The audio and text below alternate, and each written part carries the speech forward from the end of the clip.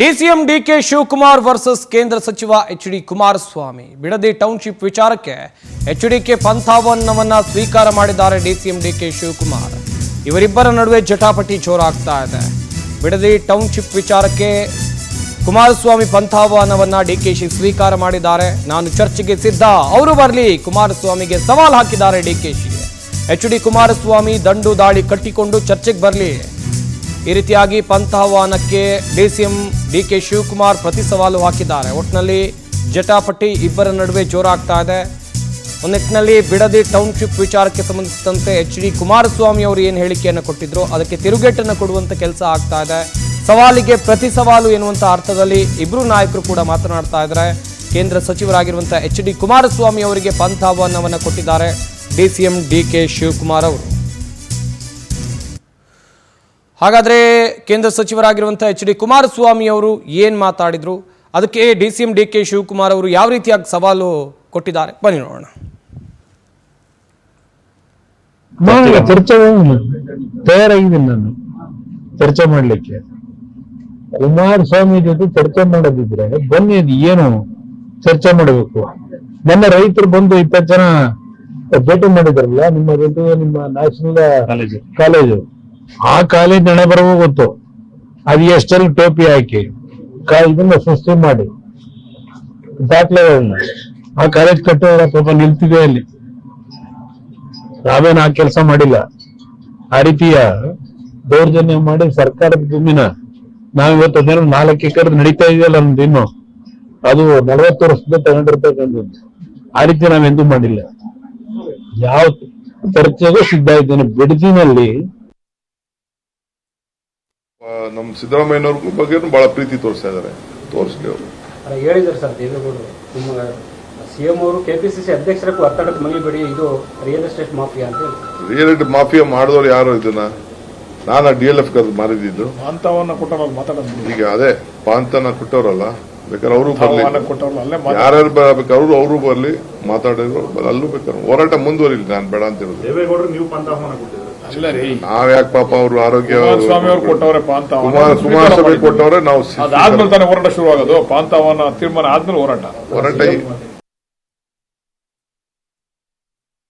ಗಮನಿಸ್ತಾ ಇರಬಹುದು, ಕೇಂದ್ರ ಸಚಿವರಾಗಿರುವಂತಹ ಎಚ್.ಡಿ. ಕುಮಾರಸ್ವಾಮಿ ಅವರು ಬಿಡದಿ ಟೌನ್ಶಿಪ್ ವಿಚಾರಕ್ಕೆ ಸಂಬಂಧಿಸಿದಂತೆ ಮೊದಲು ಏನು ಹೇಳಿಕೆಯನ್ನು ಕೊಟ್ಟರು, ಅದಾದ ಮೇಲೆ ಡಿಸಿಎಂ ಡಿಕೆ ಶಿವಕುಮಾರ್ ಅವರು ಯಾವ ರೀತಿಯಾಗಿ ಕೌಂಟರ್ ಕೊಟ್ಟಿದ್ದಾರೆ, ಎರಡನ್ನೂ ಕೂಡ ನೋಡ್ತಾ ಇದ್ದೀರಾ. ಮೊದಲು ಮಾತನಾಡಿದ್ದು ಎಚ್.ಡಿ. ಕುಮಾರಸ್ವಾಮಿ ಅವರು, ಹಾಗೆಯೇ ಡಿಸಿಎಂ ಡಿಕೆ ಶಿವಕುಮಾರ್ ಅವರು ಇಲ್ಲಿ ಹೇಳ್ತಾ ಇದ್ದಾರೆ, ಎಚ್.ಡಿ. ಕುಮಾರಸ್ವಾಮಿ ಅವರು ಏನೇ ಪಂಥಾಹ್ವಾನವನ್ನು ಕೊಡಲಿ, ಏನೇ ಸವಾಲುಗಳನ್ನು ಹಾಕಲಿ, ದಂಡು ದಾಳಿಗಳನ್ನ ಕಟ್ಕೊಂಡು ಬರಲಿ, ನಾನು ಚರ್ಚೆಗೆ ಸಿದ್ಧನಿದ್ದೀನಿ ಅಂತೇಳಿ ಡಿಸಿಎಂ ಡಿಕೆ ಶಿವಕುಮಾರ್ ಅವರು ಕೂಡ ಹೇಳಿಕೆಯನ್ನು ಕೊಟ್ಟಿದ್ದಾರೆ. ಒಟ್ನಲ್ಲಿ ಬಿಡದಿ ಟೌನ್ಶಿಪ್ ವಿಚಾರಕ್ಕೆ ಇಬ್ಬರು ನಾಯಕರ ನಡುವೆ ಜಟಾಪಟಿ ಜೋರಾಗ್ತಾ ಇದೆ. ಚರ್ಚೆ ಅದಕ್ಕೆ ಕುಮಾರಸ್ವಾಮಿ ಅವರು ಅವರೆಲ್ಲ ಕೇಳಿದ್ರು, ರೈತರೆಲ್ಲ ನಡೀರಪ್ಪ, ನಾನೇ ಮಾಡಿಸಿರೋದೆಲ್ಲ ನಾನೆಲ್ಲ ಮಾಡಕ್ಕಾಗಲ್ಲ ಅಂತ ಹೇಳಿದ್ರು. ಪಾಪ ಪಂಥಿ ಆಹ್ವಾನಕ್ಕೆ ಕರೆದಿದ್ದಾರಂತೆ. ಆ ಪಂಥಾಹ್ವಾನ ಚರ್ಚೆ ಕರೆದಂತೆ. ನಾನು ಅವ್ರ ಟೈಮ್ಗೆ ನಾನು ರೆಡಿ ಇದ್ದೀನಿ. 3 ದಿನ ಟೈಮ್ ಸಾಕು ನನಗೆ.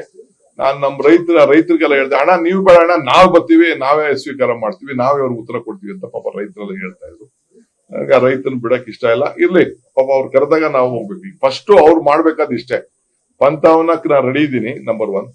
ಈ ಸದ್ಯಕ್ಕೆ ರೈತರು ಏನ್ ಕೇಳ್ತಾ ಇದ್ರು ಅಂದ್ರೆ, ಅಣ್ಣ ಕಬ್ಬಣ ಸಿಮೆಂಟ್ ಬೆಲೆ ಎಲ್ಲ ಜಾಸ್ತಿ ಆಗೋದೆ, ಅಣ್ಣಾರೇ ಈಗ ಸ್ಟೀಲ್ ಮಿನಿಸ್ಟ್ರು, ಎಲ್ಲ 5,000 ಸಾವಿರ ಜಾಸ್ತಿ ಆಗ್ಬಿಟ್ಟಿದೆ ಟನ್ಗೆ, ಅದನ್ನ ಫಸ್ಟ್ ಕಡಿಮೆ ಮಾಡ್ಸೋಣ ಅಂತ ಹೇಳೋಣ ಅಂತ ಪಾಪ ರೈತರು ನನಗೆ ಹೇಳ್ಕೊಡ್ತಾ ಇದ್ರು. ನನ್ಗೆ ಮರ್ತ್ಬಿಟ್ಟಿದ್ದೆ ನಾನು ಈ ಸಿಮೆಂಟು ಕಬ್ಬಣದ್ದು. ಈ ಪೆಟ್ರೋಲ್ ಡೀಸೆಲ್ ಆದ್ಮೇಲೆ ಇನ್ನೂ ಜಾಸ್ತಿ ಆಗೋಯ್ತದ ಕಾರಣ ಅವರೇ ತಾನೇ ಇದನ್ನ ನೀನ್ ಫಸ್ಟ್ ಅದ್ರ ಕೇಳೋಣ ಅಂತ ಹೇಳ್ತಾ ಇದ್ರು. ಅದನ್ನ ನೀವ್ ಕೇಳ್ರೆ ಅಂತ ಹೇಳ್ತಾ ಇದ್ದೆ. ಸೊ ಹಂಗೆ ಫಸ್ಟ್ ಕುಮಾರಣ್ಣಂಗೆ ನಾನು ರಿಕ್ವೆಸ್ಟ್ ಮಾಡೋದಷ್ಟೇ, ಪಂಥ ಅಣ್ಣ ನೀನ್ ಯಾವತ್ತು ಟೈಮ್ ಹೇಳ್ತೀಯ ಅಣ್ಣ, ನಾನ್ ಬರ್ತೀನಿ. ಜಾಗನೂ ಅವರೇ ಫಿಕ್ಸ್ ಮಾಡ್ಲಿ, ಟೈಮು ಫಿಕ್ಸ್ ಮಾಡ್ಲಿ, ಬಟ್ 3 ದಿನ ಟೈಮ್ ಕೊಡ್ಬೇಕಷ್ಟೇ. ಅದಕ್ಕೆ ಕುಮಾರಸ್ವಾಮಿ ಅವರು ಅವರೆಲ್ಲ ಕೇಳಿ ಈ ಬಗ್ಗೆ ಇನ್ನಷ್ಟು ಮಾಹಿತಿಯನ್ನು ಕೊಡ್ತಾರೆ ನಮ್ಮ ಪ್ರತಿನಿಧಿ ಆನಂದ್. ನೇರ ಸಂಪರ್ಕದಲ್ಲಿ ಜಾಯ್ನ್ ಆಗ್ತಾ ಇದ್ದಾರೆ. ಆನಂದ್, ಗಮನಿಸ್ತಾ ಇದ್ವಿ, ಚಟಾಪಟಿ ಜೋರಾಗ್ತಾ ಇದೆ. ಒಂದ್ ಕಡೆಯಲ್ಲಿ ಕುಮಾರಸ್ವಾಮಿ ಅವರು ಸವಾಲ್ ಹಾಕಿದ್ರೆ, ಇತ್ತ ಡಿಸಿಎಂ ಡಿಕೆ ಶಿವಕುಮಾರ್ ಅವರು ಕೂಡ ಪ್ರತಿ ಸವಾಲ್ ಹಾಕ್ತಾ ಇದ್ದಾರೆ. ಈ ಬಗ್ಗೆ ಡೀಟೇಲ್ಸ್ ಅನ್ನ ಕೊಡೋದಾದ್ರೆ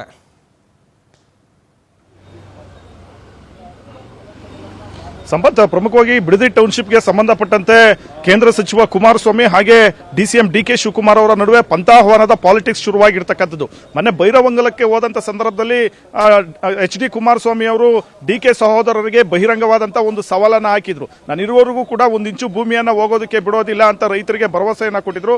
ಜೊತೆಗೆ ಅಲ್ಲಿ ಭೂಮಾಫಿಯಾನು ಕೂಡ ಜೋರಾಗಿದೆ ಅನ್ನೋ ಒಂದು ವಿಚಾರವನ್ನ ಅವರು ಪ್ರಸ್ತಾಪ ಮಾಡಿದ್ರು. ಹಿಂದೆ ನನ್ನ ಅವಧಿಯಲ್ಲೇ ಇದು ಟೌನ್ಶಿಪ್ ಮಾಡಬೇಕು ಅಂತ ತೀರ್ಮಾನ ಆಗಿತ್ತು. ಆದ್ರೆ ರೈತರು ತೀವ್ರವಾದಂತಹ ವಿರೋಧವನ್ನು ವ್ಯಕ್ತಪಡಿಸಿದಂತ ಹಿನ್ನೆಲೆಯಲ್ಲಿ ಅದನ್ನ ನಾನು ಕೈ ಬಿಟ್ಟೆ.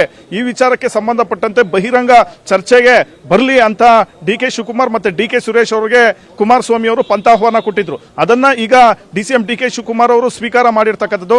ನಾನು ಕೂಡ ಅವರ ಪಂಥಾಹ್ವಾನಕ್ಕೆ ರೆಡಿ ಇದ್ದೀನಿ, ಪ್ಲೇಸ್ ಮತ್ತೆ ಟೈಮ್ ಅವರೇ ಫಿಕ್ಸ್ ಮಾಡಲಿ ಅನ್ನೋ ಒಂದು ಸವಾಲನ್ನ ಹಾಕಿರ್ತಕ್ಕಂಥದ್ದು. ಜೊತೆಗೆ ಅವರ ವಿಚಾರವಾಗಿ ಮತ್ತೆ ಯಾವುದೇ ಬಹಿರಂಗ ಚರ್ಚೆಗೆ ಯಾವುದೇ ಚಾನಲ್ ಬಂದರೂ ಕೂಡ ನಾನು ರೆಡಿ ಇದ್ದೀನಿ. ಅವರ ವಿರುದ್ಧ ನಾನು ಯಾವುದೇ ಅಸಂಬದ್ಧ ಹೇಳಿಕೆಗಳನ್ನು ಕೊಡೋದಿಲ್ಲ, ಬಹಳಷ್ಟು ಒಂದು ನಮ್ರತೆಯಿಂದನೇ ಮಾತಾಡ್ತೀನಿ ಅನ್ನೋ ಒಂದು ವಿಚಾರವನ್ನ ಅವರು ಪ್ರಸ್ತಾಪ ಮಾಡಿ ಕೌಂಟರ್ ಅನ್ನ ಕೊಟ್ಟಿರ್ತಕ್ಕಂಥದ್ದು.